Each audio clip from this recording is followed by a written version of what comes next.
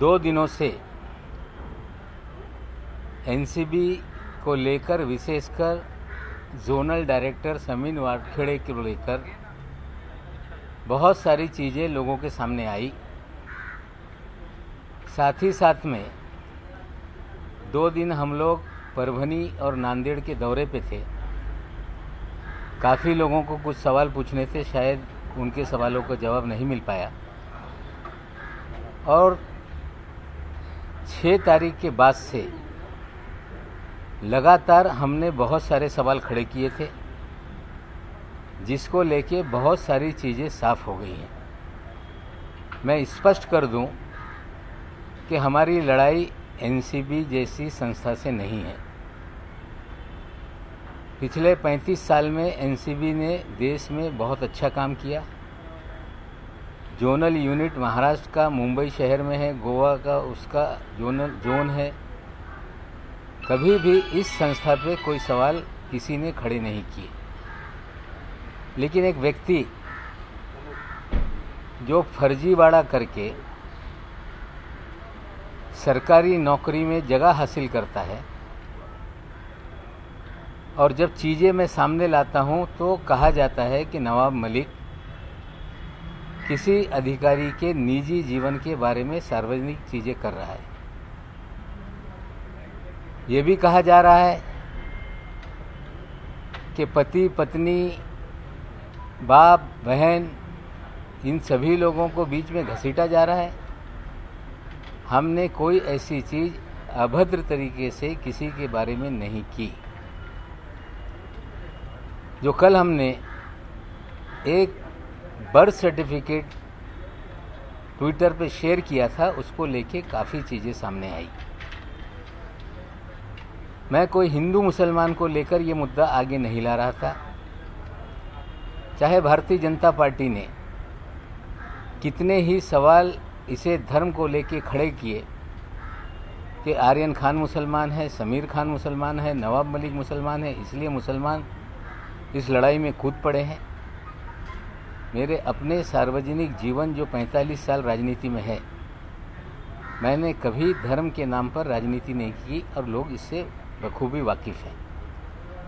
सवाल हमने ये खड़ा किया कि जो व्यक्ति फर्जी बर्थ सर्टिफिकेट बनाकर फर्जी कागजों के आधार पर शेड्यूल कास्ट की कैटेगरी में नौकरी हासिल करता है, कहीं ना कहीं एक दलित शेड्यूल कास्ट जो देश के किसी गांव में झोपड़ी में हो सकता है कि दिए के नीचे पढ़ रहा होगा,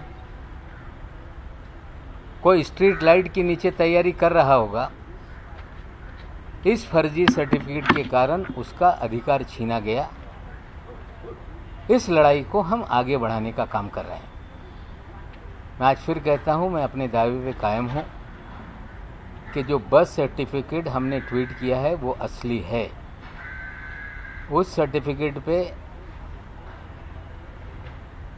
दाऊद के वानखेड़े उनके पिताजी का नाम है, और गौर से आप देखेंगे तो उस पर स्टार मार्क करके बाद में एडिशनल ऑल्टरेशन करने का काम सर्टिफिकेट में किया गया है। मैं और एक जानकारी साझा कर दूं कि मुंबई में जो बर्थ सर्टिफिकेट हैं लोगों के ऑनलाइन सर्च करके हासिल किए जा सकते हैं। वानखेड़े साहब की बहन का सर्टिफिकेट ऑनलाइन अवेलेबल है, लेकिन ये सर्टिफिकेट कितना भी सर्च करो ऑनलाइन नहीं मिलता। हमने रजिस्टर चेक करवाया, 1.5 महीने तक ये कागज़ हम ढूंढ रहे थे, तब जाके जो स्कैन डॉक्यूमेंट कंप्यूटराइज है उसमें ये सर्टिफिकेट हमारे हाथ में लगा है। मैं अपने बात पे कायम हूँ कि ज्ञानेश्वर वानखेड़े जी जन्म से ये दलित हैं। दलित कैटेगरी में उन्होंने, जो अकोला डिस्ट्रिक्ट था, बाद में वासिम उसमें से एक अलग जिला बना, वहाँ से उन्होंने ये सर्टिफिकेट हासिल की। उन्होंने उसके आधार पे नौकरी की। नौकरी करते समय मुंबई में वे पोस्ट रहे, और मझगांव में घाघरा बिल्डिंग एक है टैंक बंदर रोड पे, जहाँ पे उन्होंने स्वर्गवासी जाहिदा खान जी से निकाह पढ़वाया। दाऊद खान बन गए वो जीवन में, और 2 बच्चों का जन्म हुआ और पूरा परिवार मुसलमान की तरह अपना जीवन बिताता रहा। ये सच्चाई है। और आफ्टर थॉट करके उन्होंने बाप के सर्टिफिकेट का आधार बनाकर अपना सर्टिफिकेट लिया, जो पूरी तरह से बोगस है। एक गरीब किसी झोपड़ी में दिए के नीचे पढ़ने वाला हो, या कोई स्ट्रीट लाइट के नीचे पढ़ने वाला कोई दलित भाई हो, उसका जो अधिकार था इन्होंने छीना है। हम ये तमाम मामले, निश्चित रूप से बहुत सारे दलित संगठन मुझसे बात कर रहे हैं, दलित एक्टिविस्ट बात कर रहे हैं। शायद आप लोगों को जानकारी ना हो कि महाराष्ट्र में कोई शेड्यूल कास्ट, शेड्यूल ट्राइब या ओबीसी सर्टिफिकेट इशू होता है तो पहले बहुत सारी शिकायतें आती रही कि ये बोगस सर्टिफिकेट पे लोग नौकरी हासिल कर लेते हैं। इसलिए एक वैलिडिटी कमेटी बनाई गई, स्क्रूटनी कमेटी। जब कैटेगरी में कोई नौकरी या एडमिशन लेता है, उसके सर्टिफिकेट को वैलिड करना कंपलसरी है। ये सर्टिफिकेट इशू किया गया मुंबई डिस्ट्रिक्ट कलेक्टर ऑफिस से, लेकिन केंद्र सरकार में किसी भी प्रकार का कोई इस तरह का प्रावधान नहीं है कि वो वैलिडिटी कराई जाए। सिर्फ कलेक्टर से जानकारी हासिल की जाती है, और कलेक्टर से जानकारी हासिल करके सर्टिफिकेट इशू हुआ इतने पे वो नौकरी कायम हो जाती है। सारे दलित संगठन मुझसे बात कर रहे हैं, दलित कार्यकर्ता बात कर रहे हैं, और इस सर्टिफिकेट को लेके वो सभी लोग इस स्क्रूटनी कमेटी के सामने अपनी कंप्लेंट दर्ज कराएंगे और मांग करेंगे कि एक गरीब शेड्यूल कास्ट का हिस्सा इन्होंने छीनकर फर्जीवाड़ा करके सरकारी नौकरी हासिल की, और उस कानून में जब ये सिद्ध हो जाता है कि ये सर्टिफिकेट बोगस है, तो वो सर्टिफिकेट के आधार पे आदेश पारित होता है कि सर्टिफिकेट के आधार पे जो भी फ़ायदा लिया गया वो पूरी तरह से विड्रॉ किया जाए। और उस कानून में ये भी प्रोविज़न है कि 2 साल से 7 साल की सज़ा का प्रावधान है। हमें लगता है ये स्क्रूटनी कमेटी के सामने, जो वैलिडिटी कमेटी है उसके सामने मामला जल्द जाएगा, और हमें आशा है कि सच्चाई देश के सामने आएगी। जिस दलित भाई का हक इन्होंने छीना था उन्हें मिलेगा, और इनके ऊपर कानून के तहत कार्रवाई होगी। ये जो बर्थ सर्टिफिकेट को लेके चीज़ें थी हमने आपके सामने रखी। कहा जा रहा है कि जाली सर्टिफिकेट नवाब मलिक ने रखा है। अगर ये जाली है तो असली कौन सा है, ये उनके परिवार के लोग या स्वयं वो असली सर्टिफिकेट लाएं। उनके पिताश्री अपना जो कास्ट सर्टिफिकेट है वो लोगों के सामने रख रहे हैं। वानखेड़े साहब को मैं कहना चाहता हूं कि समीर वानखेड़े का कास्ट सर्टिफिकेट लोगों के सामने रिवील करें। आप नहीं करोगे तो सरकारी दस्तावेज कोई कितना भी नष्ट करने का काम करे, कहीं ना कहीं वो चीज़ें होती हैं। जिस तरह के बर्थ सर्टिफिकेट हमने निकाले, सारे दस्तावेज हमारे लोग निकाल रहे हैं, और जल्द ही ये मामला जो वैलिडिटी कमेटी है उसके सामने जाएगा। जहाँ तक सवाल है कि आज हमने अपने ट्विटर पे एक खत जो मुझे प्राप्त हुआ है, वो खत किसी एनसीबी के दफ्तर के एक अधिकारी ने अपना नाम गुप्त रखने की शर्त पे वो खत मुझे भेजा है। उस खत को मुझे मिले हुए 2 दिन हो गए। जब मैं जा रहा था परभनी के लिए, उसी दिन खत हमें प्राप्त हुआ था। उस खत की प्रति महाराष्ट्र के मुख्यमंत्री जी को भी दी गई है, उन लोगों की तरफ से गृह मंत्री जी को भी दी गई है, महाराष्ट्र के डीजी को दी गई है, और अन्य कांग्रेस के अध्यक्ष और पूर्व अध्यक्ष को भी मांग है वो खत।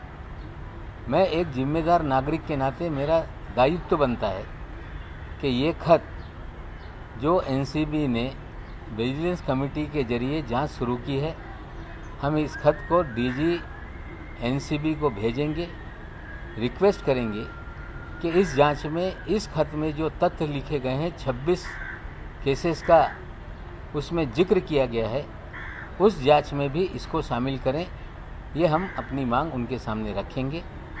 और बहुत सारी चीज़ें हैं, अगर किसी को कोई सवाल पूछना है तो निश्चित रूप से पूछ सकते हैं। सर, 2 चीज़ कंटेंट क्या है आपको लेकर छापा है एनोनिमस लेटर, उसमें क्या-क्या बताया गया? नहीं, उसमें किस तरह से दफ्तर में कुछ विशेष अधिकारियों का गिरोह बना हुआ है, फर्जी मामले में लोगों को फंसाया जाता है, पैसे वसूल किए जाते हैं, जो ईमानदार अफसर है उन्हें दरकिनार किया जाता है, और कहीं ना कहीं ये पूरी जानकारी उस लेटर में जो दी गई है 26 मामलों की, हमें लगता है जांच होगी तो निश्चित रूप से और भी बहुत चीज़ों का खुलासा होगा। सर आपने सर्टिफिकेट को लेकर स्पेसिफिक जानना चाहेंगे सर, कानून में क्या प्रावधान है आप सर? जो लेटर आपको प्राप्त हुआ है, क्या इसकी जांच महाराष्ट्र सरकार ने करनी चाहिए, यानी पुलिस विभाग ने, या एनसीबी ने? देखिए, ये एनसीबी के अंतर्गत जो गलत चीज़ें हैं वो ये मामला है। विजिलेंस की जांच शुरू हो गई, जिस तरह से पिछले कई दिनों से आरोप लगते रहे। हम स्वागत करते हैं कि कम से कम एनसीबी ने अपनी साख को कायम रखने के लिए एक जांच बिठाने का काम किया है, और निश्चित रूप से जब जांच चल रही है तो जो दस्तावेज सामने आए हैं, हम विनती कर रहे हैं कि इस चीज़ों की भी जांच हो। हमें लगता है कि एजेंसी कोई गलत नहीं होती। एक गंदी मछली पूरे तालाब को गंदा कर देती है। अगर उस मछली को पकड़ा जाए, उसकी जांच हो, तो तालाब पाक हो जाएगा। हमें लगता है वो शुरुआत हुई है। कम से कम जो एजेंसी है उस पर जो सवाल उठ रहे थे, इस जांच से वो साफ होंगे। तो लेकिन जो पत्र का कंटेंट, अगर उसके बारे में आप थोड़ा सा बताएं, क्योंकि काफी कुछ पत्र को पढ़ने के बाद ये चीजें 26 मामले हैं, अलग अलग केसेस हैं, जिसमें किस तरह से एक निगरो को फंसाया गया है, किस तरह से किसको फंसाया गया है, फिल्म वाले मामले को भी चीज़ें उसमें रखी गई है।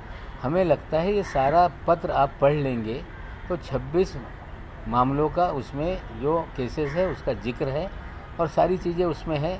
आप पढ़ के देख सकते हैं। मैंने ट्विटर हैंडल पे डाल दिया है और आप लोगों को भी मैं शेयर कर दूंगा। सर, उसमें राकेश अस्थाना जी का नाम का जिक्र जो है वो सामने निकल कर आ रहा है। गृह मंत्री अमित शाह जी का नाम उसमें लिखा गया है।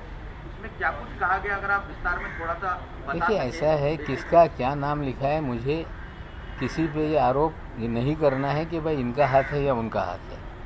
जो पत्र में लिखा गया है, हम चाहते हैं कि विजिलेंस के जरिए जो जांच हो रही है उस जांच का हिस्सा ये पत्र भी बने और इन सारी चीज़ों की भी जांच हो।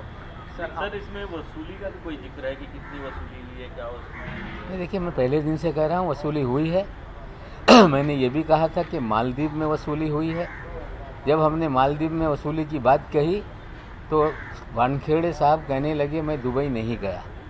हमने मालदीव और दुबई दोनों का जिक्र किया था उनकी बहन के ट्विटर जो इंस्टाग्राम हैंडल है उस पे से, लेकिन वे मालदीव गए थे। मालदीव में वसूली हुई, शहर में भी वसूली हुई, और मुझे लगता है सारी वसूली लगभग 1000 करोड़ के ऊपर की वसूली का मामला है। जांच हो रही है, चीज़ें सामने आएगी। सर, आपने सर्टिफिकेट का जिक्र किया था, 2 चीज़ आप प्लीज स्पेसिफिक कर पाए। एक तो कानून का प्रावधान क्या है कि कोई धर्म बदलता है तो उसका कास्ट चला जाता है। सेकंड, इनके पिता ने कौन से वर्ष में निकाह करने के बाद अपना धर्म परिवर्तन किया था, उसके बाद का सीक्वेंस अगर आप बता पाए।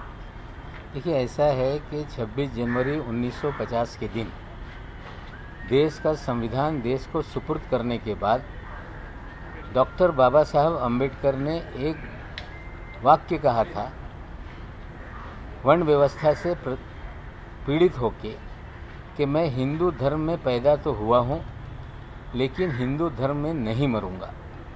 उसके बाद लोगों को लगा कि डॉक्टर अम्बेडकर बाबा साहब ये धर्म परिवर्तन करने वाले हैं, तो 30 जनवरी 1950 के दिन एक प्रेसिडेंशियल ऑर्डर निकाला गया जिसमें ये कहा गया कि वे दलित जो हिंदू होंगे उन्हें ही शेड्यूल कास्ट का सारा लाभ मिलेगा।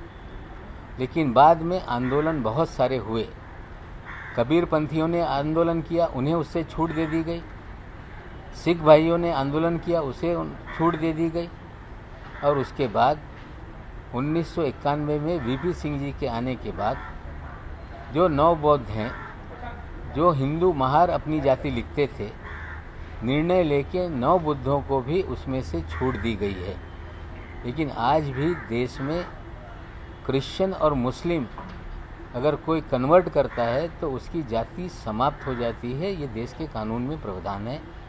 जहाँ तक आपने वानखेड़े साहब के बारे में, पिताजी के बारे में पूछा, ये 75 में मुंबई में पोस्ट हुए। पहली बिटिया का उनका जन्म 78 में हुआ है। इसका मतलब है ये शादी 76-77 के दरमियान कभी हुई है। वो निकाह नामे की भी खोज हम लोग कर रहे हैं और चीज़ें सामने आएगी। पिताजी का भी जो बेनिफिट है वो भी गलत तरीके से लिया गया आज तक, उनकी भी कंप्लेंट होगी। आज तक जितनी सैलरी उन्होंने ली है वो भी उन्हें वापस करना पड़ेगा, जो पेंशन है वो भी बंद होगी। तो सिर्फ एक मामला नहीं है, हमें लगता है कंप्लेंट दो होगी। जो खत आपको मिला है, क्या आपको इसकी पुष्टि किसी ने पुष्टि की है कि इनकी तरफ से ही आया है? देखिए, ऐसा है कि जो चीज़ें लिखी गई उसमें कुछ घटनाक्रम ऐसी है कि शहर के बहुत सारे लोग 6 तारीख के बाद मुझे आकर मिल रहे हैं। जो अलग अलग चीज़ लोग आके बता रहे हैं, जिन लोगों का इस्तेमाल किया गया है। मैं आपको बता दूं कि जिस तरह से प्रभाकर साली ने कहा कि मुझसे 8 से 10 कागजों पे ब्लैंक सिग्नेचर किए गए, एक और गवाह इसी तरह का मेरे पास आया था। वो डरा हुआ था, उसने कहा कि 50 कागजों पे मुझसे ब्लैंक सिग्नेचर लिए गए। वो एक जिक्र कर रहा था जो नाइजीरियन को फंसाया गया, उसी की खबर पे नाइजीरियन वाला मामला बना था। उसने जो जानकारी दी वो इस खत में है, और कुछ लोगों ने जो जानकारी दी वो इस खत में है। इसलिए मुझे लग रहा है कि ये कहीं ना कहीं कोई अंदर का अधिकारी है जिसने ये जानकारी हमें मुहैया कराई। लेकिन इस खत को लेकर कई सारे सवाल भी उठ सकते हैं, क्योंकि आपने कहा इसके ऊपर किसी का नाम नहीं है, तो कैसे विश्वास किया जाए कि ये खत जो है वो सही है? इसकी जांच क्या, मतलब इसकी जांच कैसे? देखिए, ऐसा है, जब विजिलेंस ने जांच शुरू कर दी है, अगर कोई अधिकारी उसी संगठन का है तो कभी खुल के अपना नाम नहीं लिखेगा। हम ये नहीं कह रहे कि आप दंडित कर दो, लेकिन हम ये चाह रहे हैं कि जब सारी खबरें जो अंदर का अधिकारी दे रहा है या जो अलग अलग लोग ये सारी चीज़ें मुझे आकर बता रहे हैं, तो मुझे लग रहा है इसमें तथ्य है। विजिलेंस की जांच चल रही है, इस खत में जो उल्लेख है उसकी भी जांच हो जाए तो हमें लगता है जो शक की सुई है आने वाले दिनों में गहराएगी। इससे अच्छा है की इसकी जांच हो, हम मांग करते हैं। सर, एका बाजूला समीर वानखेडेचे वडील असं म्हणतात की आम्ही कोणत्याही पद्धतीने धर्म परिवर्तन केलेलं नाहीये। तुम्ही जे काल कास्ट सर्टिफिकेट जे ट्विटरवरती सादर केलं होतं, याच्या व्यतिरिक्त तुमच्याकडे असे काही पुरावे आहेत का की ज्याच्यामध्ये त्यांचं नाव दाऊद असं आहे? बघा, असं आहे, मी धर्माच्या बाबतीत कुणाचा धर्म काढत नाही।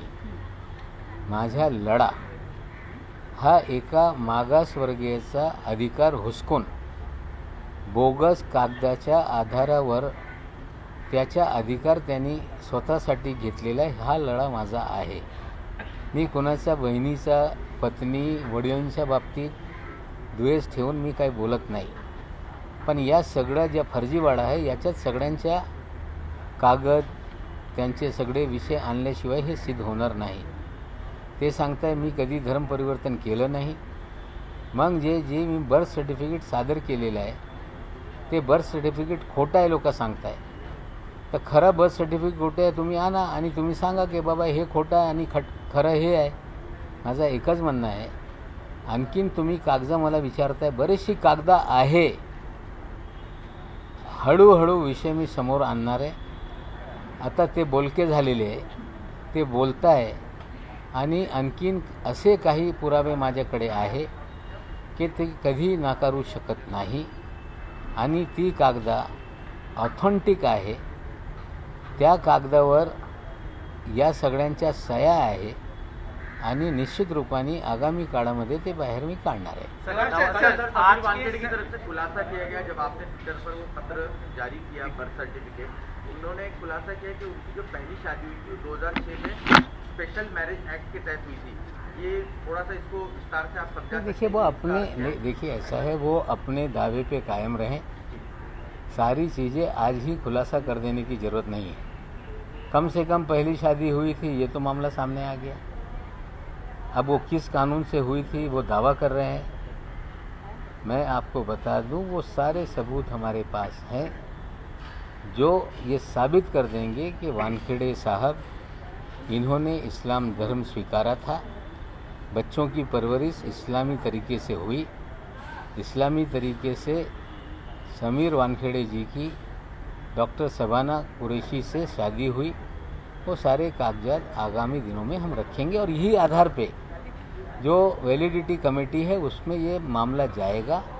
हमें पूरा विश्वास है उसकी जांच होने पे सर्टिफिकेट रद्द होगा। नवाब साहेब, सर तस्वीरें सर समीर वानखेडे के परिवार से जुड़े जो तस्वीर आम्ही कधीही धर्म बदललेला नाही आणि जन्मापासूनच हिंदू नाही ती असतील, पण त्यांच्या वडिलांच्या बाबतीत माझा हे प्रश्न आहे. वानखेडे समीर दाऊद यांच्या बाबतीत माझे प्रश्न आहे. ती रेडकर यांचा काय इतिहास आहे मला जास्त खोलात जायचं नाही आहे. त्यांच्या परिवारातल्या बाबतीतल्या मी काही विषय काढत नाही. समीर वानखेडेच्या संलग्न हा विषय आहे. ती जन्मापासून कुठल्या धर्माची हे माझ्या काही घेणं देणं नाही. पण मागासवर्गीयांचा सर्टिफिकेट काढून एक गरीब मागासवर्गीय ज्याचा अधिकार होता आयरस व्हायचा तो अधिकार त्यांनी हुसकून घेतलेला आहे. हा लढा माझा आहे. सामना के जरिए आपको सलाह दी गई है कि आप किसी भी आपका अधिकार है किसी को आप ये करें क्रिटिसाइज करें, लेकिन उनकी निजता का भी ख्याल रखें, संयम बरतते हुए क्रिटिसाइज करें. उस पर आप देखिए, क्या कहें? मैंने निजता का हनन बिल्कुल नहीं किया है. अगर कोई बहन भाई की उगाही का हिस्सा होगा तो उसके भी चीज़ें सामने लानी पड़ेंगी. अगर कोई व्यक्ति धर्म परिवर्तन करके दोहरा लाभ लेगा, मागास वर्गियों का अधिकार छीनेगा तो उसका भी उल्लेख करना पड़ेगा. जो पहली शादी है उसका उल्लेख करना पड़ेगा. हमें लगता है सच्चाई सामने लाने के लिए मजबूरन चीज़ें सामने आ रही हैं. हम किसी परिवार को उनकी निजता को हम कभी भी उछालते नहीं. एक बात और बता दूं कि मेरे ऊपर जो सवाल उठा रहे हैं एक गंभीर विषय है जो मैं आज देश की जनता के सामने रखना चाहता हूं. हमारे दामाद को फैब्रिकेट करके बंद किया गया, कोर्ट में लड़ाई चल रही है. वो हमारी बिटिया है, वो बहुत सारी चीज़ों की छानबीन कागजात निकालने की या काम कर रही है. समीर वानखेड़े ने मुंबई पुलिस को पत्र लिखा है कि इनके CDR हमें उपलब्ध कराए जाएं. क्या नीलोफर मलिक कोई क्रिमिनल है? किस आधार पे उसने मेरी बिटिया की निजी जीवन के जानकारी मांगी है? जब निजता की बात आती है तो देश का कोई कानून एक समाज के सामान्य नागरिक के जीवन से जुड़ी हुई चीज़ें हासिल करने का कोई अधिकारी प्रयास कर रहा है. हमें लगता है कि वानखेड़े अपनी मर्यादा को लांघ रहे हैं. अगर कोई क्रिमिनल का आपको चाहिए, आपके पास अधिकार है, आप CDR मांगिए. आपकी हिम्मत है तो मेरी बिटिया का CDR मांगिए. उस केस में भी जो कानूनी लड़ाई है हम लड़ेंगे. लेकिन जहां तक निजता का सवाल उठाया जा रहा है, समीर वानखेड़े इस शहर में 2 लोगों के जरिए लोगों का फ़ोन टेप कर रहे हैं. लोगों के फ़ोन को कहीं ना कहीं उनको इंटरसेप्ट किया जा रहा है. 2 प्राइवेट लोग हैं, एक व्यक्ति मुंबई शहर में है, एक व्यक्ति थाना में है. आज नहीं कल ये भी कि किस तरह से समीर वानखेड़े इस शहर में लोगों की इलीगल फ़ोन टैपिंग कर रहा है, उसके भी पुरावे लोगों के सामने हम रखेंगे. सर समीर वानखेड़े ने से कोर्ट में आपको लगता है आपकी बेटी का और आपका फोन या आपके परिवार से जुड़े लोगों का फोन? देखिए, हमारी बिटिया का CDR समीर वानखेड़े ने मुंबई पुलिस से मांगा. पुलिस ने कहा है कि उनके निजी जीवन की जानकारी हम नहीं दे सकते. लेकिन मेरी जानकारी है कि इस शहर में समीर वानखेड़े 2 प्राइवेट व्यक्ति के जरिए लोगों के फ़ोन इंटरसेप्ट कर रहा है. जो 2 व्यक्ति हैं उनके नाम मेरे पास हैं, उनके एड्रेस मेरे पास हैं. अभी लड़ाई ये बहुत लंबी चलेगी. उन चीज़ों को भी आगामी दिनों में हम सामने रखेंगे. सर समीर वानखेड़े ने कोर्ट में एफिडेविट दी है. सर समीर वानखेड़े ने कोर्ट में एफिडेविट दी है और कहा है कि आपके दामाद को गिरफ्तार किया गया था, इसलिए उनके ऊपर पर्सनल अटैक किए जा रहे हैं. कोर्ट ने वो सारे एफिडेविट को रद्द कर दिया. कल एक घटना में आपको बता दूं, बहुत हंसने वाली बात है. एक उनका PP है शायद, सेठिया या इस तरह का, क्या नाम है, सेठना नाम के एक PP हैं. एक मामले में वो बहस करते हुए उन्होंने कहा मी Lord the case of Nawab Malik, और वो उस केस को मेरे नाम से चलाने लगे. जज साहब हंसने लगे. हमें लगता है पूरे डिपार्टमेंट को क्या फोबिया हो गया नवाब मलिक का? इतना क्यों डर रहे हैं लोग? बाद में जज साहब ने कहा ये बातें गलत है, ये आप रिकॉर्ड पे मत लाइए. नवाब मलिक के नाम का भूत किसके सर पे बैठ रहा है, क्यों बैठ रहा है? चीज़ें धीरे धीरे बहुत सारी हम उजागर करेंगे। हमारी लड़ाई एनसीबी से नहीं है। एक व्यक्ति जिसने इस संस्था का इस्तेमाल करके हजारों करोड़ रुपए की वसूली की, पूरी तरह से नाजायज़ लोगों को फंसाया, और जब मैं मंत्री होते हुए हमारे लोगों को इस तरह से हो सकती है तो आम आदमी के साथ क्या हुआ होगा, इसके कारण ये सारी चीज़ें 8.5 महीने से हम खोज रहे हैं और बहुत सारी चीज़ें सामने आई। मेरी लड़ाई अन्याय के खिलाफ है। सर, समीर वानखेड़े के पिता ने यह भी कहा है कि नवाब मलिक ने जो दस्तावेज दिए वो फर्जी हैं और आपके ऊपर लीगल कार्रवाई करेंगे। बिल्कुल स्वागत है। कल जाइए, क्रिमिनल डिफेमेशन का सूट फाइल कीजिए अंडर सेक्शन 499 500 IPC। उनको अधिकार है, अंधेरी कोर्ट में ले जाके कर दे या कुर्ला कोर्ट में फाइल कर दे, मुझे आरोपी बनाए और मैं वहाँ कोर्ट में जाऊँगा, जमानत लेनी पड़ेगी लूँगा, लेकिन कोर्ट में अपना मामला लड़के इनका फर्जीवाड़ा उसी कोर्ट में मैं एक्सपोज करूँगा। I challenge mister Dawood Wankhede, please file a complaint against me under section 499 and 500. Your daughter is there, she is a learned educate. She had also said कि हम डिफेमेशन फाइल करेंगे। सेक्शन बता दें 499 500 के तहत आप जाकर मजिस्ट्रेट कोर्ट में क्रिमिनल डिफेमेशन का मामला दर्ज करा सकते हैं। 100 करोड़ 200 करोड़ की बात ना करें, 10% उसमें स्टैम्प ड्यूटी भरनी पड़ती है। आपके पास हजारों करोड़ 2 नंबर के हो सकते हैं, लेकिन स्टैम्प ड्यूटी भरने भर का कागज आपके पास नहीं होगा। अब 499 में आज फिर मैं आह्वान करता हूँ समीर दाऊद वानखेड़े को, दाऊद के वानखेड़े को, जैस्मीन अलाइज यास्मीन वानखेड़े को कि आप 499 500 में डिफेमेशन का क्रिमिनल सूट फाइल करें। आप स्वयं वकील हैं, बिना पैसे के मुकदमा चलेगा।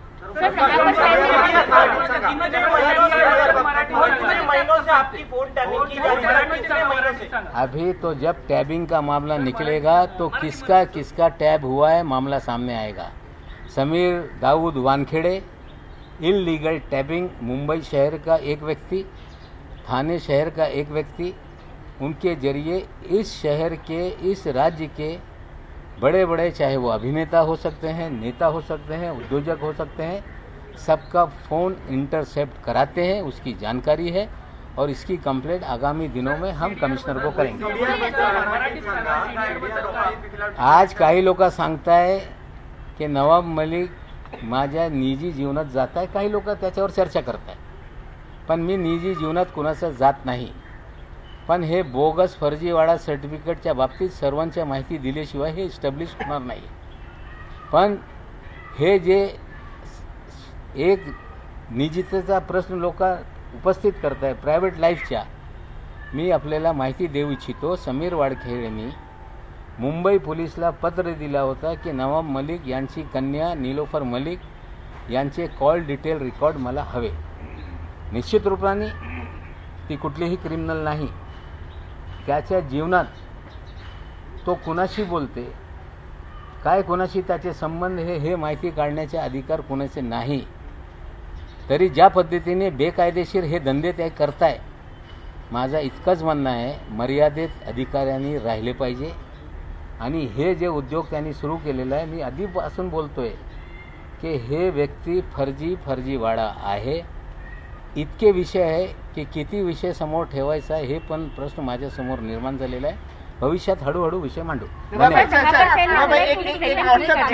व्हाट्सएप चैट वायरल हो रहा है। उस व्हाट्सएप चैट में प्रभाकर और गोसावी आपस में बातचीत कर रहे हैं, बोले हाजी अली पहुंचो, वहाँ 50 लाख रुपए दिए जाएंगे और किसी तीसरे बंदे पर जिक्र किया जा रहा है। क्या है, ये सब कुछ जानकारी है? नहीं, देखिए मैंने भी जिस तरह से प्रभाकर साली का एफिडेविट आया टेलीविजन पे हमने देखा, गोसावी उससे बात कर रहा है शाहरुख खान के बेटे से, और उसमें 50 लाख उठाए गए, फिर वो नई मुंबई में दिया गया, फिर वापस आए 38 लाख, 12 लाख मार लिए। इस तरह की चीज़ें हैं, तो हमें लगता है इसकी जांच अगर कर रही है, जांच होगी तो चीज़ें सामने आ जाएंगी। सर, एक प्राइवेट पर्सन का जिक्र किया गया, सर कौन है, कुछ जानकारी? सर, एक प्राइवेट पर्सन का जिक्र किया जा रहा है, हाजी अली के पास में ये सब। नहीं, उसमें कोई सैम डिसोजा का नाम आ रहा है, मुझे मालूम नहीं। उसको ट्रू कॉलर पे डालने पे एनसीबी फ्रॉड करके ट्रू कॉलर बता रहा है। सर, आपके लेटर पर समीर वानखेड़े का जवाब आया है कि all the allegations are false and malicious, new ploy, ये आपकी नई साजिश है और मैं इसके खिलाफ फाइट करूंगा। हम तो बोल रहे हैं ना, कहाँ, मैं तो बोल रहा हूँ 499 500 is open to every citizen. They have lawyer in their own house. उनके घर में वकील है. 499 500 में आ जाइए, कल मुकदमा दर्ज कीजिए, परसों आके मैं जमानत लेता हूँ, प्रोसीडिंग फास्ट ट्रैक पे चलाते हैं, चीजें सामने आ जाएगी. सर, क्या इस पूरे मामले में महाराष्ट्र सरकार सभी वानखेड़े पर कार्रवाई करेगी? संजय राउत जी ने भी ट्वीट करके कहा कि सुमोटो ले महाराष्ट्र सरकार, गृह मंत्री. हमने जिस दिन प्रभाकर का मामला सामने आया, हमने मांग की है, मामला गंभीर है, उगाही का है, और जिस तरह से कहा जा रहा है कि फला जगह से पैसे उठाए गए, फला जगह दिए गए, गाड़ी उसके अंदर है, उसके ड्राइवर कौन थे, CDR मिलाए जा सकते हैं, बहुत सारे कैमराज हैं, उसको खंगाला जा सकता है. तो मैं गृह मंत्री के सामने SIT के जरिए जांच की मांग रखने वाला हूं, जो पहले मैंने कहा था, और मुख्यमंत्री के सामने भी ये विषय में रखूंगा. 3, 4, 8 that is their discretive. Who are going to be investigate the issue? Their prerogative is there. They can do anything. कल प्रभाकर 7 पुलिस स्टेशन में गए थे, उन्होंने अपनी कंप्लेंट तो सबमिट की है, लेकिन उस कंप्लेंट पे अभी तक ना FIR दर्ज हुआ, ना ऑफिशियल कंप्लेंट पुलिस ने एक्सेप्ट की. देखिए, मैं अभी तक मिला नहीं हूँ गृह मंत्री महोदय से, ना मुख्यमंत्री से. मैं अपनी मांग पे कायम हूँ कि ये जो उगाही का मामला है, जिसमें प्रभाकर बयान दे रहा है, गोसावी ने पैसे लिए, कोई सैम डिसोजा नाम का व्यक्ति है जिसका उल्लेख हो रहा है, इसकी जांच हो कि उगाही कैसे हुई, कौन कर रहे थे, किसको पहुंचा रहे थे. हमें लगता है उगाही का मामला, कोई सेंट्रल एजेंसी की हम जांच की बात नहीं कर रहे हैं, जो उगाही का मामला है, जो प्राइवेट लोगों ने बात की, प्राइवेट लोगों ने पैसे उठाए, प्राइवेट लोगों ने पैसे लौटाए, तो इसमें कोई हम NCB की जांच की बात नहीं कर रहे हैं. जो वसूली हो रही थी उसकी जांच हो, उसके लिए राज्य सरकार को कोई अड़चन नहीं है.